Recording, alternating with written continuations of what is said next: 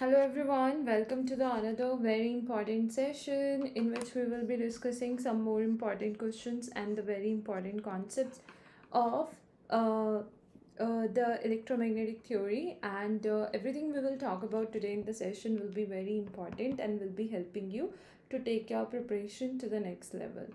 So I hope that whatever discussion we will be doing today in this session will be getting clear to all of you guys. But in case anywhere if you will be having any doubt, then you can let me know about it, and we will be considering that point. We will try to include that discussion here as well.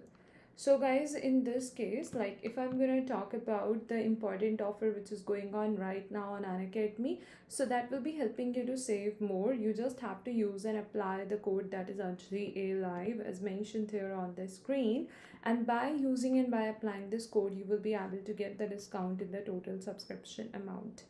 Also guys, the offer is just valid till 15th July.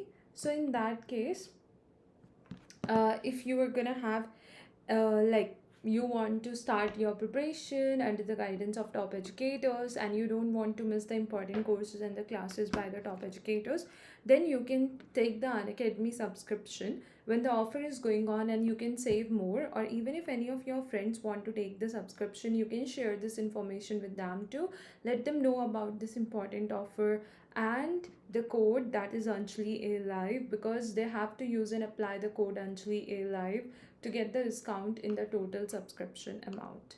So guys, if I'm going to talk about today's session, then in that case we will be taking important questions, concepts and the points here in the session, which will be helping you to know about what kind of questions you can expect in your upcoming exam, as well as how you just have to work on to solve them, or what is the right approach to solve such type of question.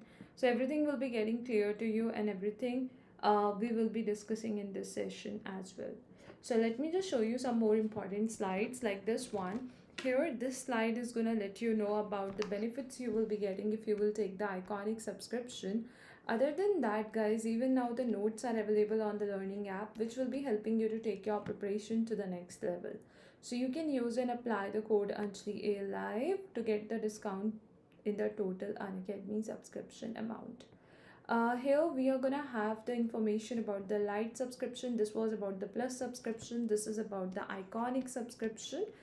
Other than this, we are going to have the difference between the plus, iconic and the light subscription shown here on this screen. So if in case you will have any doubt anywhere or anything you want to ask, you can let me know about it. So by looking at this slide, you will easily be able to know about this part, that which subscription you want to take or which one you find more beneficial for yourself. Now, if in case you're going to have any question or query, you can just let me know about it. This is going to be about Unacademy Learning app. Here is the information about the session. This is something about me. Here is the slide regarding the community feature, which will be helping you to know about the latest updates and many important things, whichever will be helping you like to stay updated and know about whatever is the new thing we are gonna have, new courses and all of that part. Let me just tell you one more thing guys. Today a new course will be starting on Unacademy. Okay, and if you want to join the sessions of that course from the beginning and you don't want to miss them, then in that case you can take the subscription today, or even you can grab this offer by using and by applying the code Anjali A Live as mentioned here on the screen. So you can take the subscription and use and apply the code to get the discount in the total subscription amount. Let's start the discussion about the questions we will be discussing today in the session. Along with that course, many other courses will also be starting in upcoming days, and many courses are going on Unacademy, which will be helping you to take your preparation to the next level. So right now I'm going to give you the first question. Along with that, I'll be discussing its answer and will be sharing the concept involved in it too.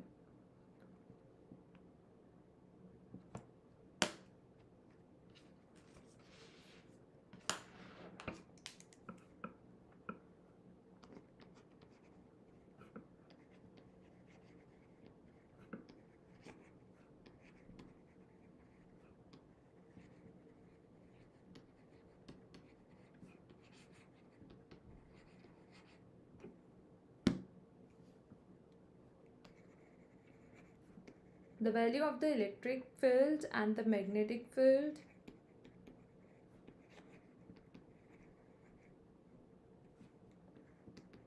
in a particular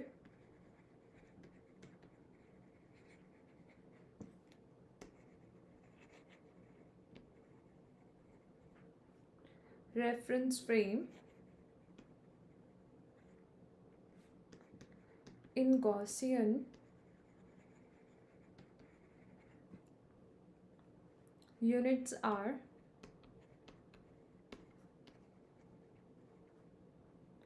E is equal to 3x cap plus 4y cap and B is equal to 3z cap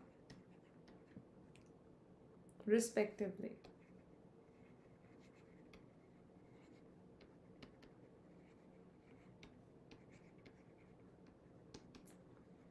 An inertial observer moving with respect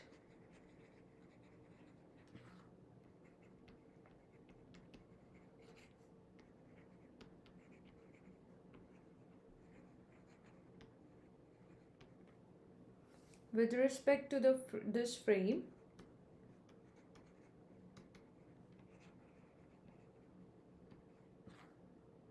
measures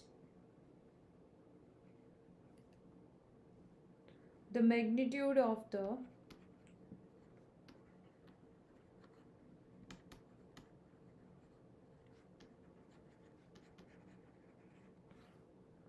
electric field to be magnitude of E dash is equal to 4. The magnitude of the magnetic field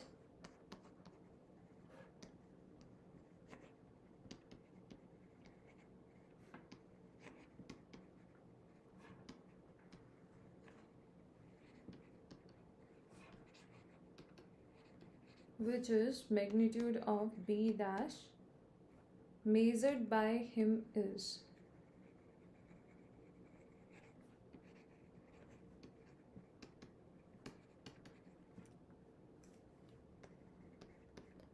5, 9,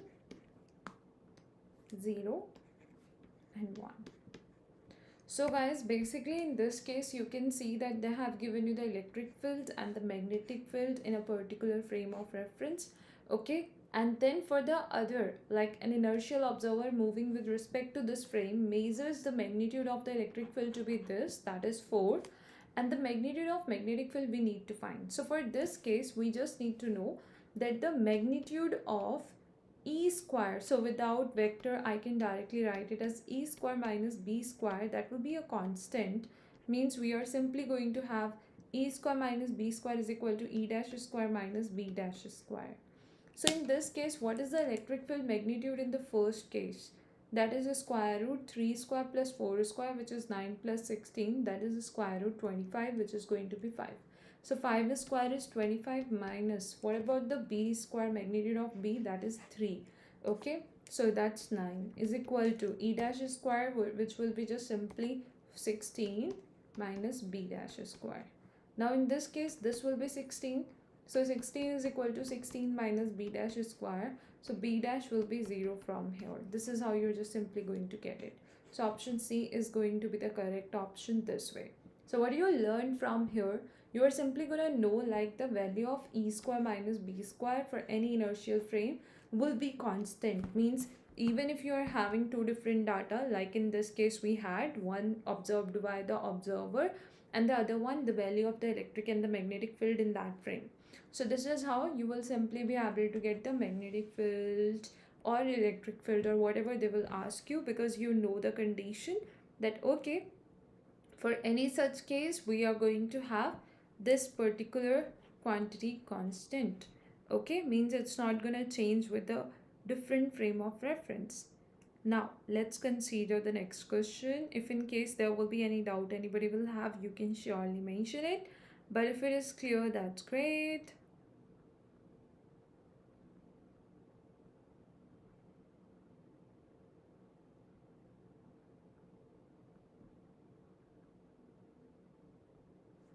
Okay, let me just give you the next one.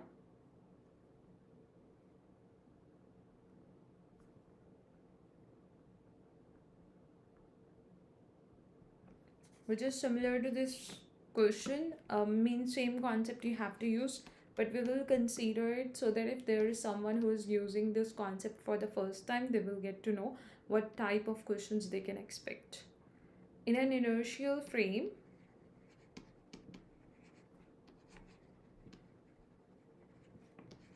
uniform electric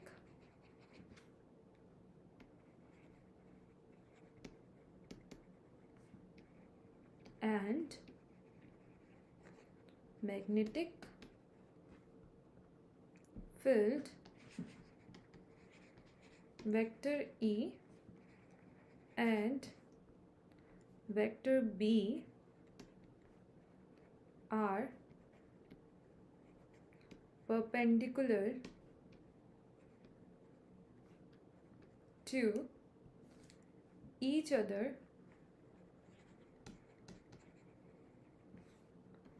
and satisfy vector E square minus vector B square is equal to 29 in suitable units.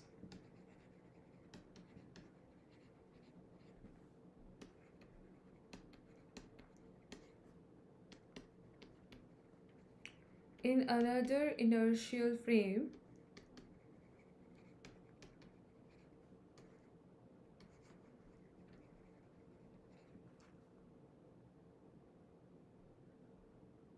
which moves at a constant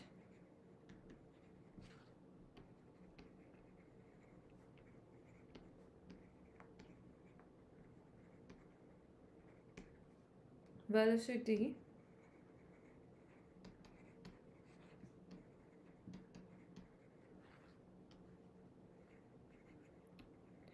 with respect to the first frame,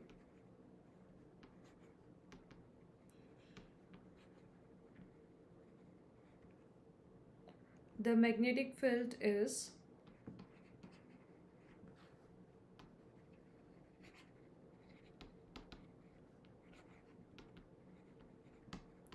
(2√5 k cap). In the second frame,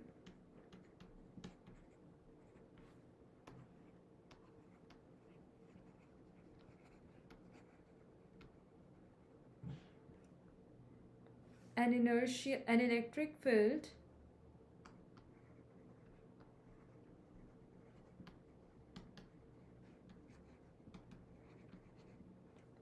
consistent with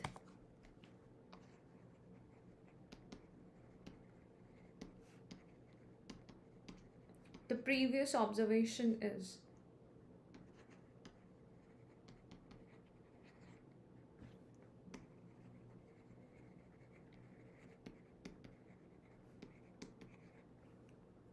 options are 7/√2 I plus j cap, 7 I cap plus k cap, 7/√2 I cap plus k cap, 7 I cap plus j cap.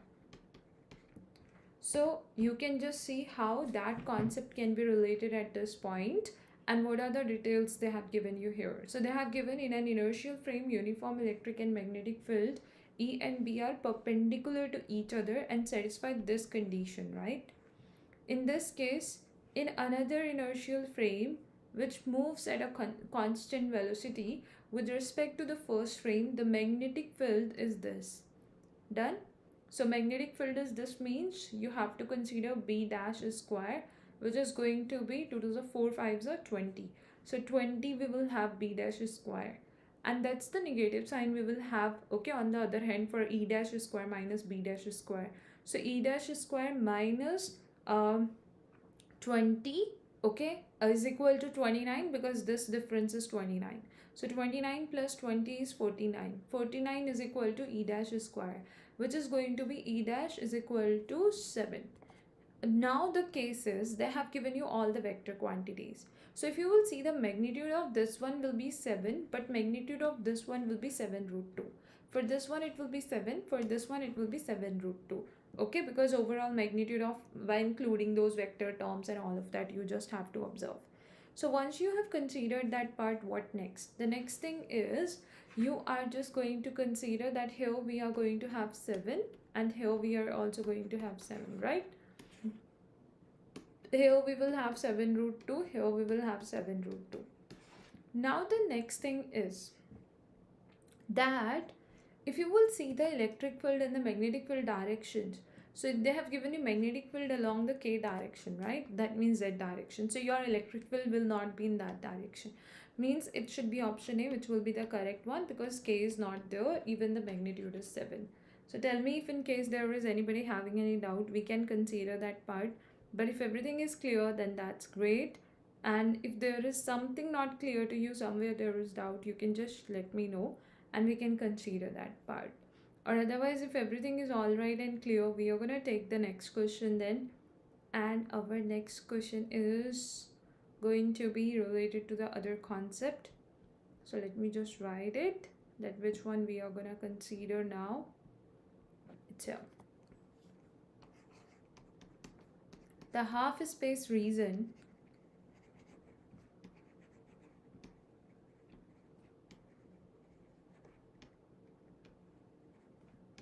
x is greater than 0 and x is less than 0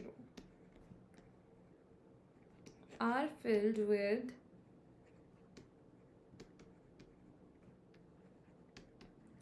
dielectric media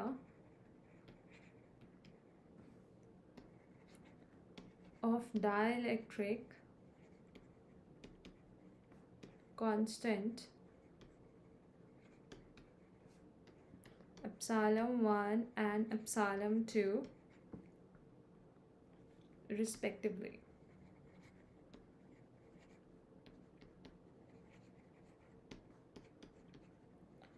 There is a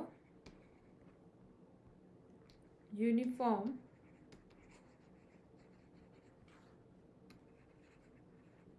electric field in each part.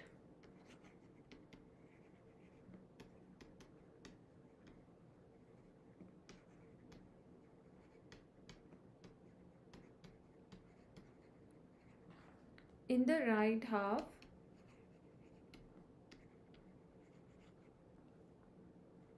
the electric field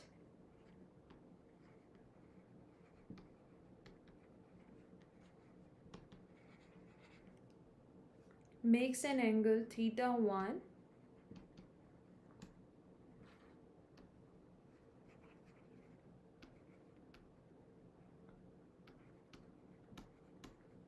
to the interface.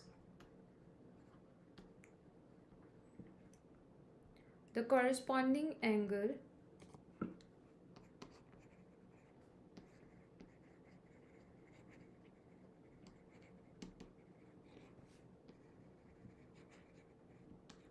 theta 2 in the left half satisfies.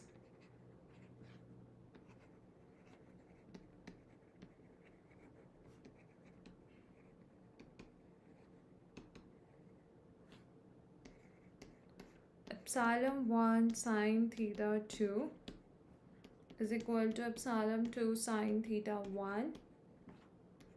Next one is epsilon 1 tan theta 2 is equal to epsilon 2 tan theta 1. Epsilon 1 tan theta 1 is equal to epsilon 2 tan theta 2. And the option D is epsilon 1 sine theta 1 is equal to epsilon 2 sine theta 2. Now in this case, this is going to be your dash line.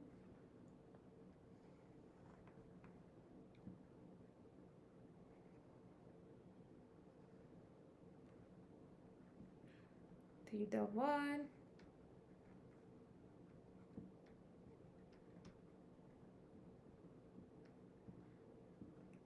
x is greater than 0, epsilon 1, x is less than 0, epsilon 2, theta 2, this is going to be E2.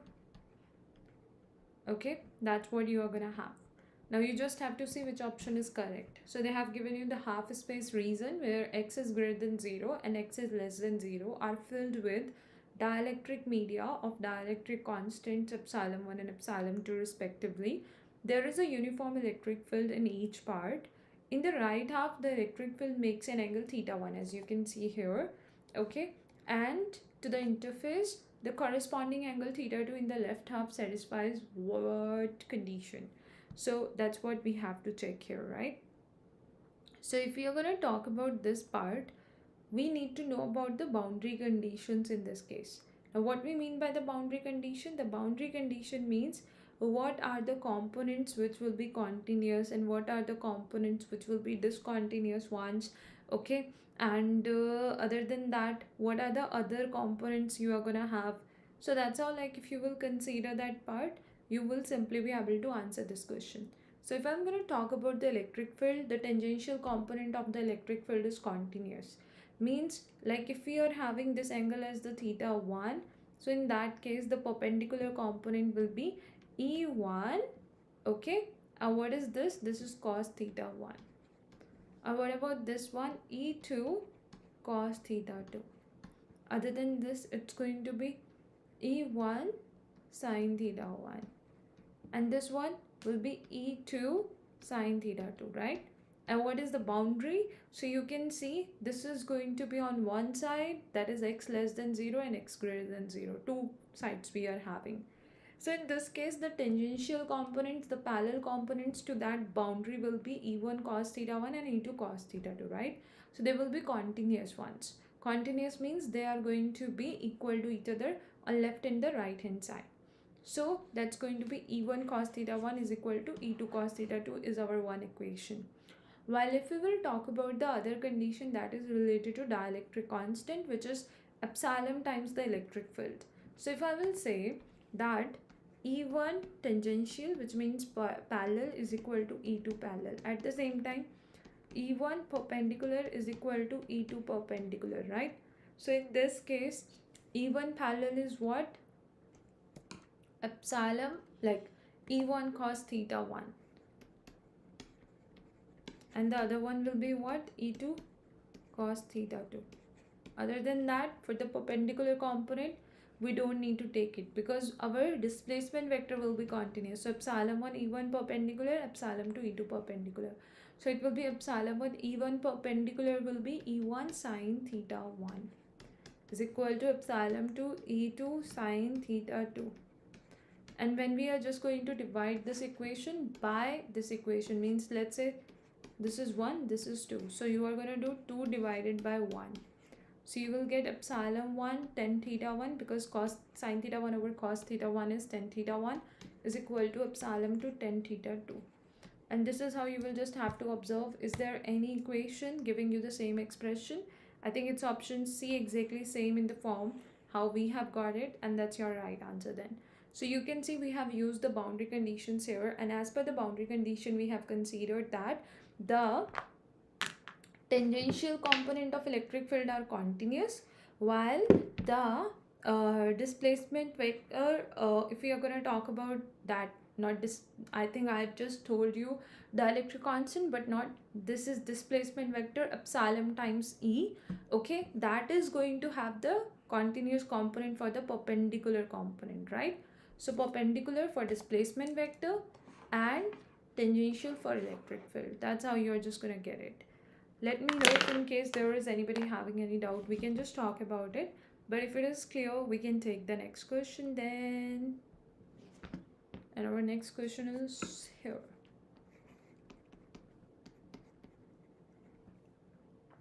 To parallel plate capacitors,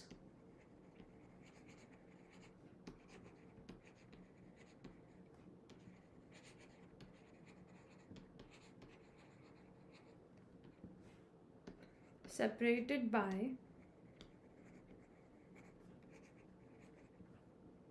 distances x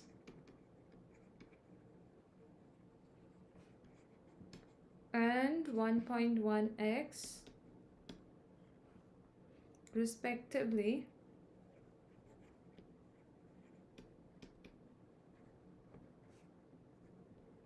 have a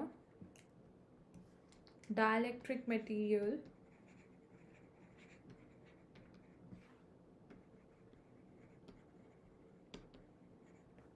of dielectric constant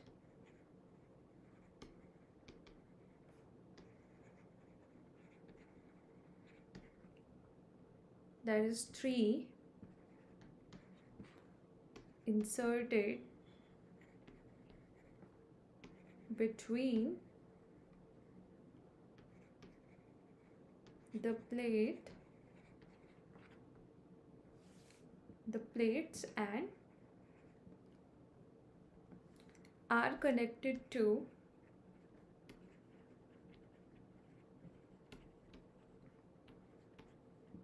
a battery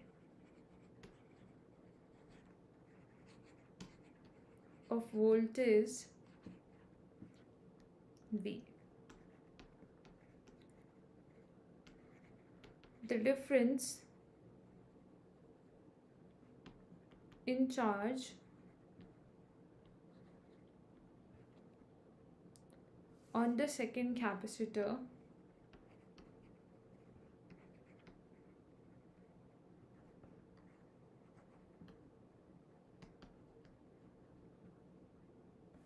compared to the first is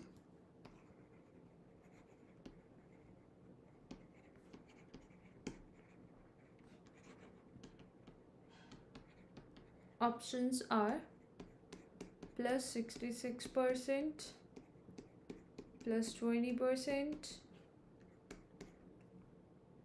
minus 3.3%, and minus 10%. So guys, in this case, what you have to do now, they have given you two parallel plate capacitors which are separated by distance x and this much. Okay, there are two parallel plate capacitors, two separate capacitors.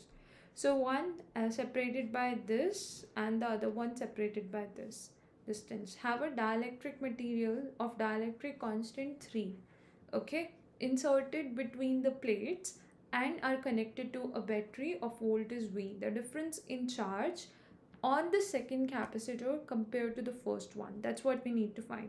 So here we need to know how the charge is related to the capacitance and the voltage. So that is C1 V1. Other than that, it's going to be 3 times epsilon naught A over X times V. This is the capacitance in case of parallel plate capacitor, where 3 is the dielectric constant. For the other one, that is Q2 is equal to C2 V2, and it's going to give you 3 epsilon naught A divided by 1.1x times V, right? So in this case, what will happen? It's going to be Q2 minus Q1 divided by Q1 times 100. This will be your the difference in charge on the second capacitor. So you can see Q2 compared to the first one, so minus Q1 divided by Q1, because compared to the first one you are finding. And since your options have been given in percentage, that's why you are multiplying with 100 too. So this value, when you will solve and you will plug in Q2 and Q1 values here, you will get it equal to the negative 10%, and that's our option D, which is going to be the correct one. Like, you will get closest to 10 or something similar to the option D value, and that's why your option D will be the correct option in this case. You can tell me if you will have any doubt, we can talk about it. But if it is clear, I'm gonna give you the next question then.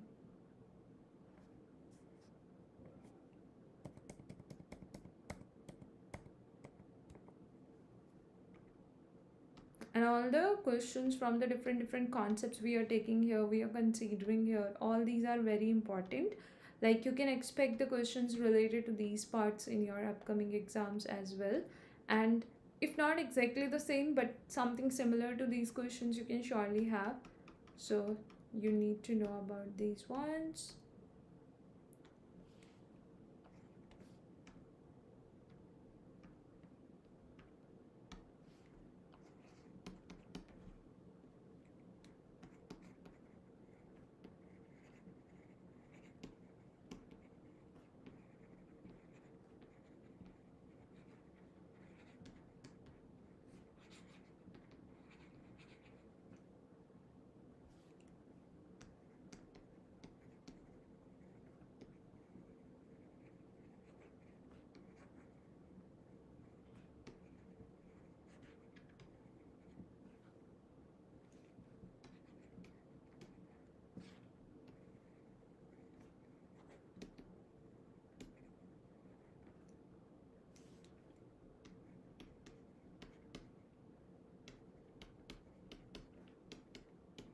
It's E naught e to the power negative k1z cos k2x minus omega t and j cap.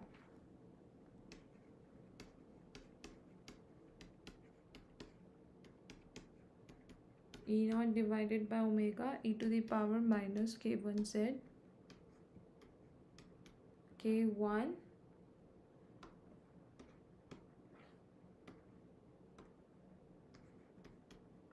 sine k2x minus omega t I cap plus k2 cos k2x minus omega t k cap, where omega k1 and k2 are positive constants.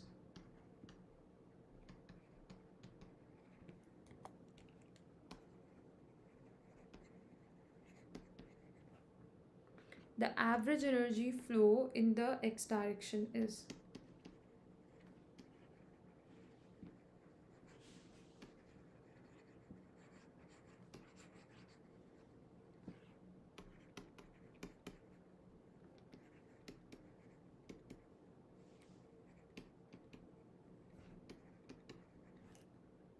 options are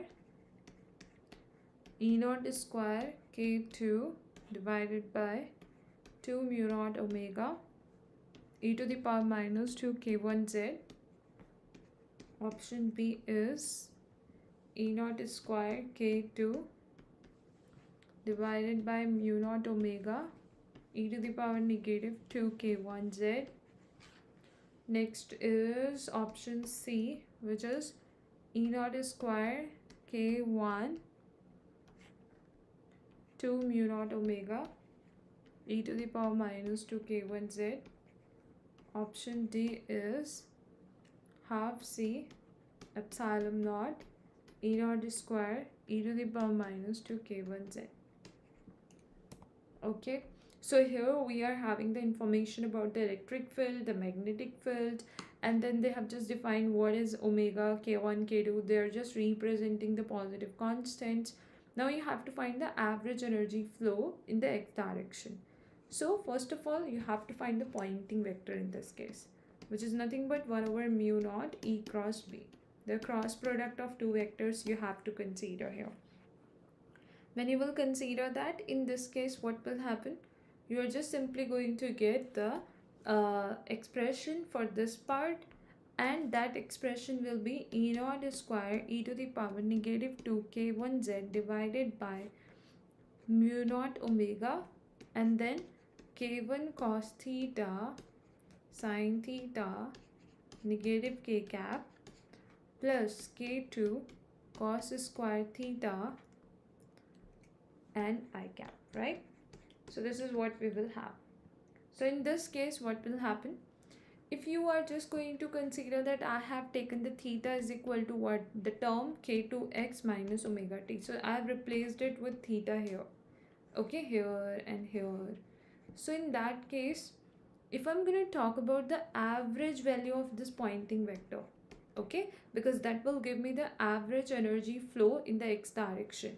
I just want to get it in the x direction, so my focus will be on the I cap term. So for that, I'll have cos square theta average value is 1 over 2. So I will have E naught square e to the power negative 2 k1z and then k2 and then divided by 2 just because of that cos square theta average and mu naught omega in the denominator.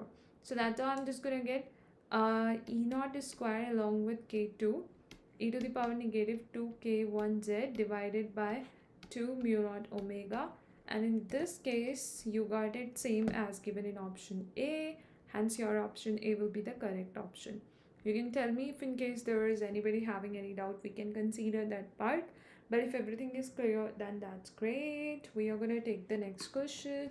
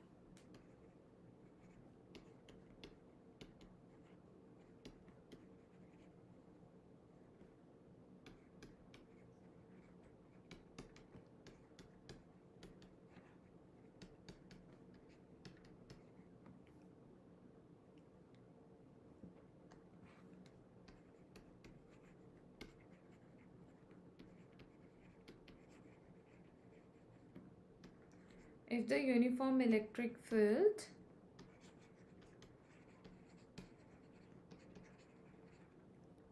on the left is E left is equal to C I cap plus J cap plus K cap,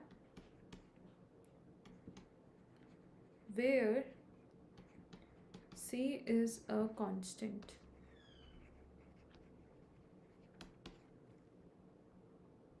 Then the electric field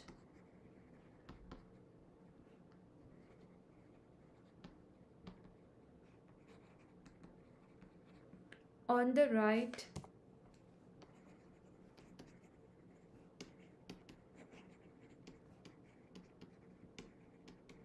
E right is, options are C 2I cap plus J cap plus K cap, C I cap plus 2J cap plus 2K cap, and the next option is C 1/2 I cap plus J cap plus K cap. Next one is C I cap plus 1/2 J cap plus 1/2 K cap.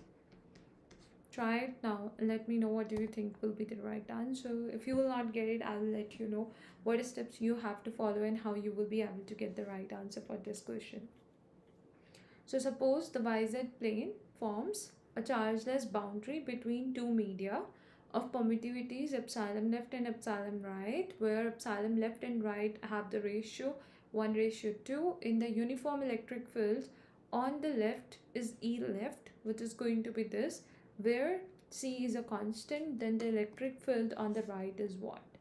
So in this case, again, you know that the electric field tangential components will be continuous. So this time the boundary is along the YZ plane. So we are going to have this as the tangential component, right? So that is Y and Z components. And when these are tangential, these value will be same along the Y and Z direction for the other tangential component. So that will be C J cap plus K cap will remain same.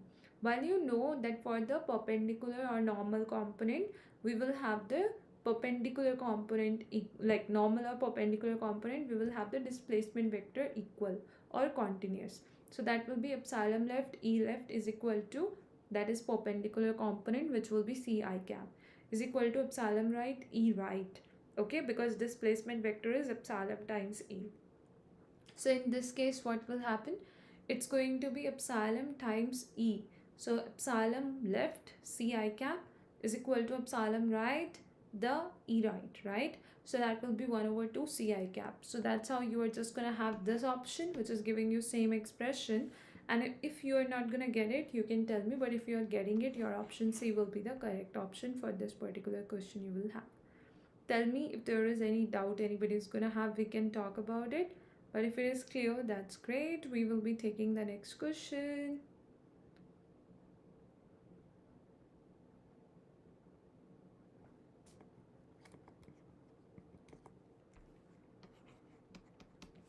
If the electrostatic potential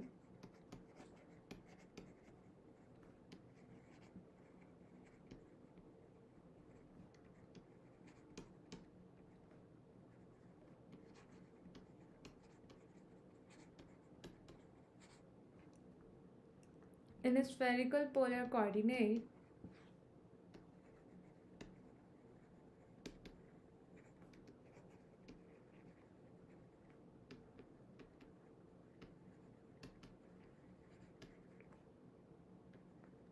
is phi r is equal to phi naught e to the power minus r over r naught, where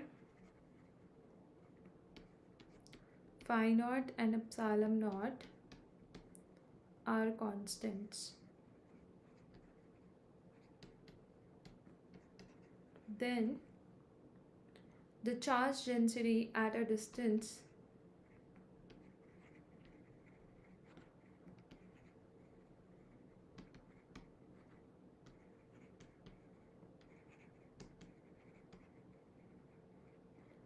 R is equal to R naught will be, options are epsilon naught phi naught divided by E R naught square, E epsilon naught phi naught divided by 2R naught square. Option C is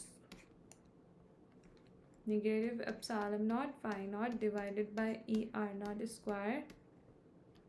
Option D is negative 2E epsilon naught phi naught over E R naught, okay, R naught square.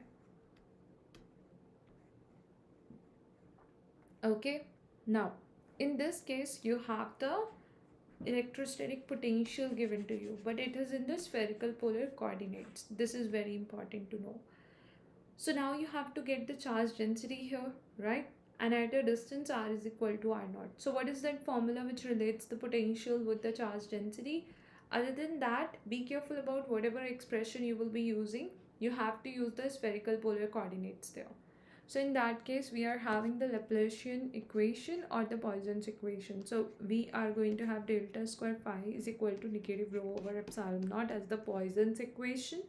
When you take the right hand side 0, we call it the Laplacian equation, okay, or Laplace equation. So the point is, here since you want to find the charge density, you have to use this equation, and when you will be using this equation, you just have to arrange the terms and get the rho value. But the point is how to consider the delta square here, which is the Laplacian. So that is the main thing, that you have to consider the you can say the spherical polar coordinates associated Laplacian. And also if you will see, your phi is just a function of r. So in that case, you are just going to consider 1 over r square delta over delta r square delta phi over delta r, okay, and that is equal to negative rho over epsilon naught. So here if you will see, you will just have to cross multiply this term here. You will be getting r square at this place, right? Other than that, you are just going to integrate to remove this part, then cross multiply this one, then again integrate to remove this derivative term, and you are, oh sorry, we just need to find the rho, right? That is charge density. So here we don't have to make any such changes. Why? Because we have the phi given to us, but the steps we were talking about, you have to use them whenever you will have to find the potential and you have the rho given to you. Then we take those steps, right? But here since you directly have the phi, so you will have to plug in that value. And why we didn't consider the terms having the theta and phi in it?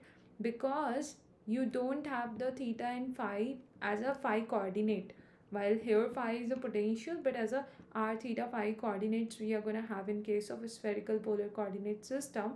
So since we don't have the phi in the expression, in that case we don't have to use it, right? Like the terms having the differentiation with respect to phi, with respect to theta, so we just used it with respect to r part, and that's how we are just going to consider this part. Tell me if in case there is anybody having any doubt, we can consider it, and if everything is clear, that's great. But if there is any doubt, you can tell me. And the right answer for this question after complete simplification will be option A. You can even try it, guys. I hope you will be able to get it. But in case you will have any doubt or difficulty, you can surely let me know. We will try to consider that part. But if you will get it, that's great.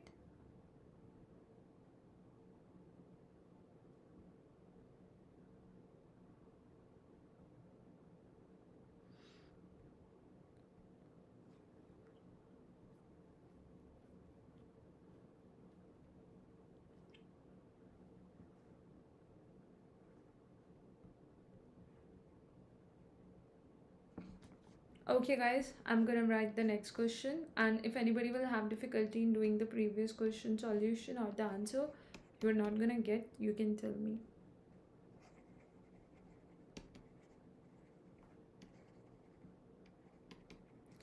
Consider an infinite conducting sheet in the xy plane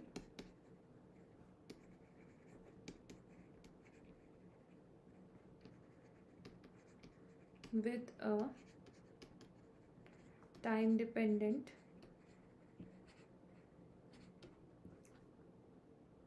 current density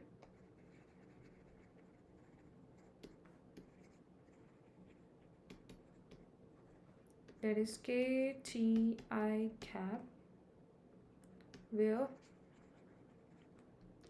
K is a constant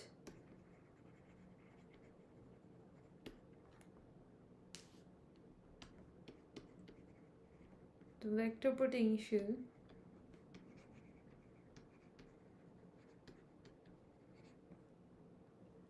at XYZ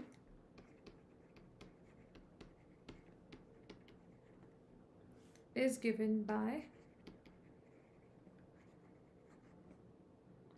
vector A is equal to mu naught K over 4C Ct minus Z square I cap.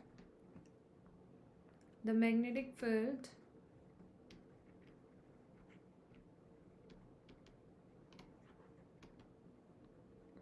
vector B is, options are mu naught K T over 2 J cap minus mu naught K Z over 2C J cap.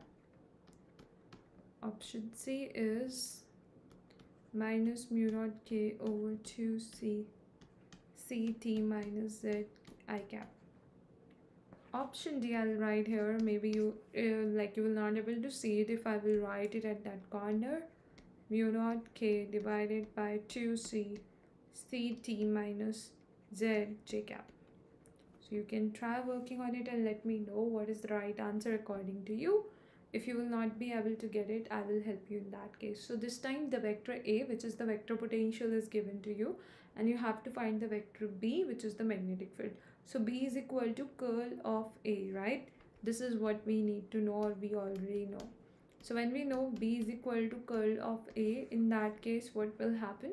You just simply have to find the curl of this value of vector potential which is given to you, and you will be able to get the magnetic field. That's how you are just gonna get your final answer. Tell me if in case there is anybody having any doubt, we can talk about it. Or if there is any difficulty in getting the curl of any vector, we can consider that part as well. But if it is clear, that's great. The next question which I will take here will be again related to one of the most important concepts of electromagnetic theory. So I think everybody needs to know about this formula, like what we will be using now. So if there is someone like who doesn't know about it and having difficulty in considering it, then you will be able to understand it from here quickly and easily.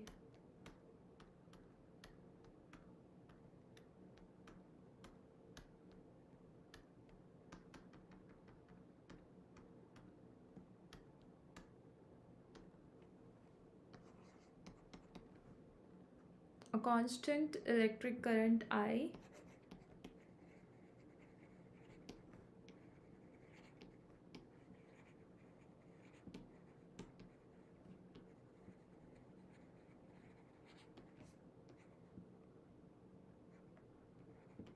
in an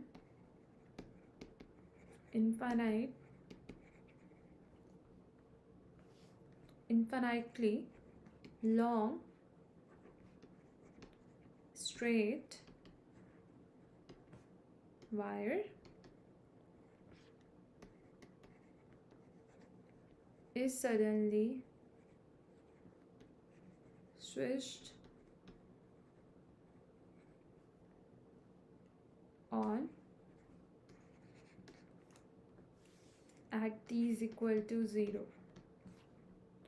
The vector potential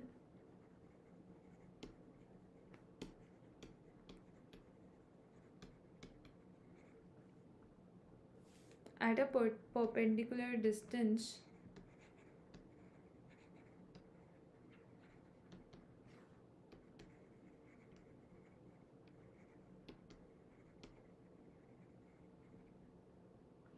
r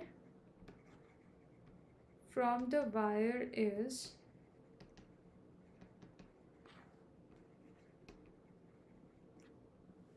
given by vector A is equal to k cap mu naught I divided by 2 pi log 1 over r ct plus root c square t square minus r square. Then we are just going to have this, the electric field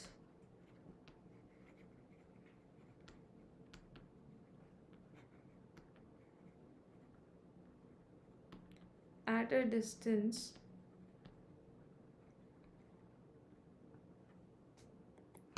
r which is less than ct is.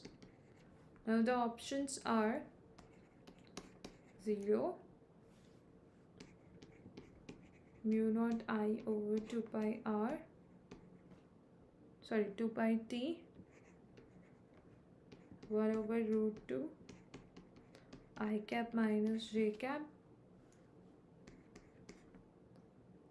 c mu naught I divided by 2 pi square root c square t square minus r square, 1 over root 2 I cap plus j cap minus c mu naught I divided by 2 pi square root c square t square minus r square k cap. So this is what you are gonna have. Now what do you think you will be using here to solve this question?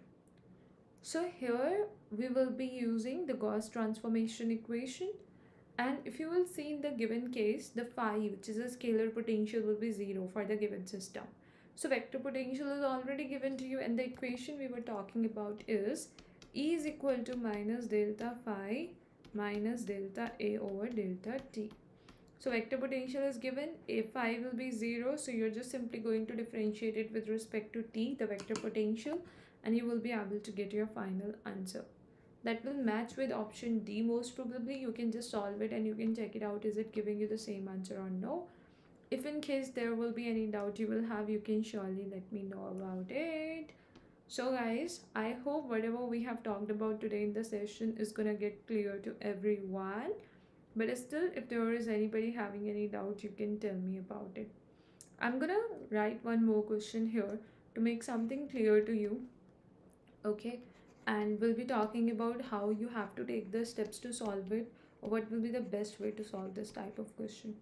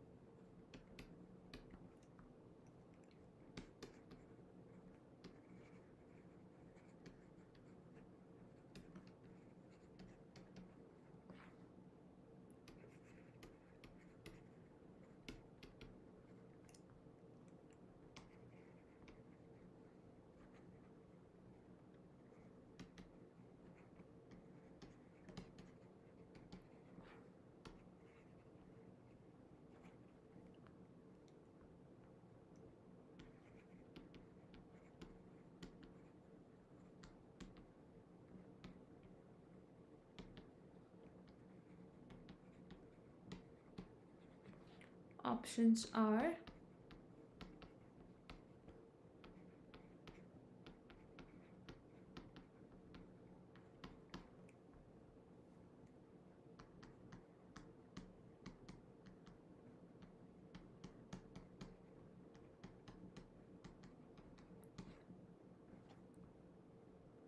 okay. So in this case, you can see they are just asking you to check out the dependency on R. So your main focus should be on the terms containing R and the simplification part, right? So here it's not much more about the calculation, but it's more about the terms containing R and how you are going to find the final dependency on it. So that's what we need to focus more on. Again, here we will be using the Poisson's equation, which is delta square V is equal to minus rho over epsilon naught. Okay, and you are simply going to get the delta square you will use here is 1 over r square delta over delta r square delta v over delta r equal to minus rho over epsilon naught. So again, you're just going to simplify it to get the potential dependency on R. Again, just focus on the terms containing R and their simplification part more and more. Okay, again, I didn't write down the theta and phi terms, and that's because we want to save our time. I hope, guys, it's gonna get clear to every one of you. But again, if there will be any doubt, anything which is not getting clear to you, you can surely let me know about it and we will try to consider those points. But if everything is clear, then that's great. So you can just let me know if there will be something not getting clear to you. We will be considering that part. Also, guys, as I have told you in the starting of the session that there is a latest offer which is going on right now on the Unacademy subscription. So in that case, if you want to grab this offer and you don't want to miss it, you can take your Unacademy subscription.